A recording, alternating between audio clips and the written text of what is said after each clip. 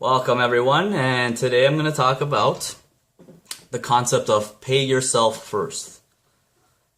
Some of you may know this, some of you may not know this, but any kind of, how do I explain this? This isn't even about success mindset, so much about money management mindsets, okay? In any spectrum of life, whatever you make, it could be as little or as much as you, whatever, income and however you make it. There is a concept that everyone should do when planning and managing their finances, which is called pay yourself first. What does that mean? Most people, this is what we do, okay? I say we because I'm guilty of this too. Let's say we get a paycheck every 2 weeks, for example. We get the paycheck and then we look, okay, this is our bills, we gotta pay our bills, this is our mortgage, we gotta pay that, this is our gas, whatever, right? Then, if we have any left, we save some, we spend some. Or we spend all of it and save none of it. Either way.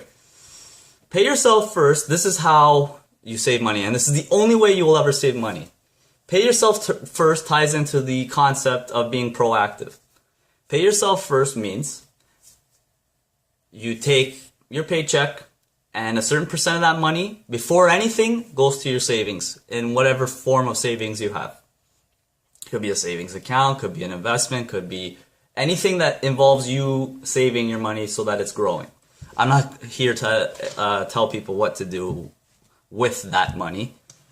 I can do that, but that's not what I'm here for right now. So, ideally, minimum you want to save is 10% of your income. Before expenses, before you do anything else. So, that means if you make $500, just as an example, 50 of those $500, 50 right away savings. Okay?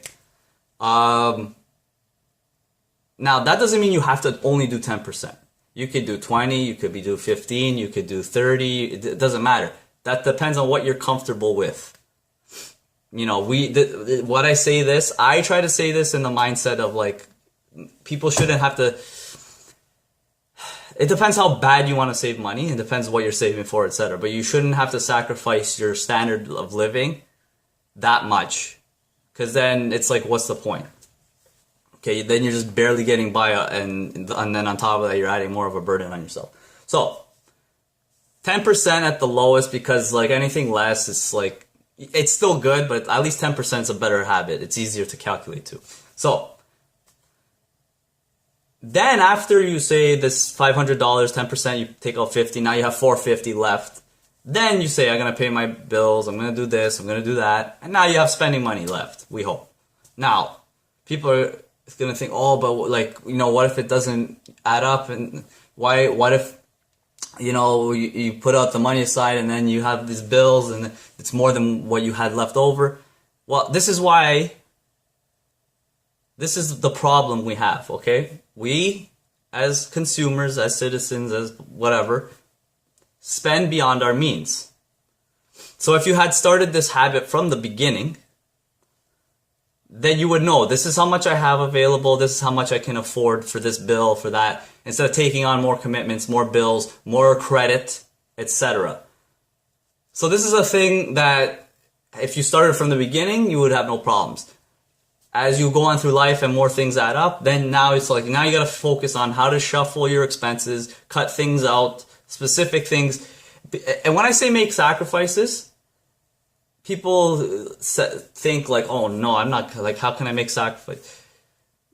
Look at what you really are spending your money on and think, how much do I really need this? Or do I need this much of it? Some people have phone bills that like they think they're the CEO of a company, that they need this phone bill that's like $300 a month. For example, I'm just being like exaggerating.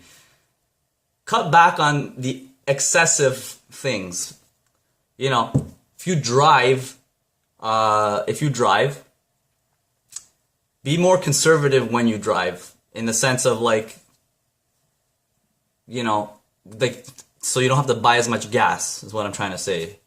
I'm not saying commute. I'm not going to try to profess something that I hate doing, but try to figure out something where you're using less gas. Try to figure out a phone plan that's, you know, makes more sense.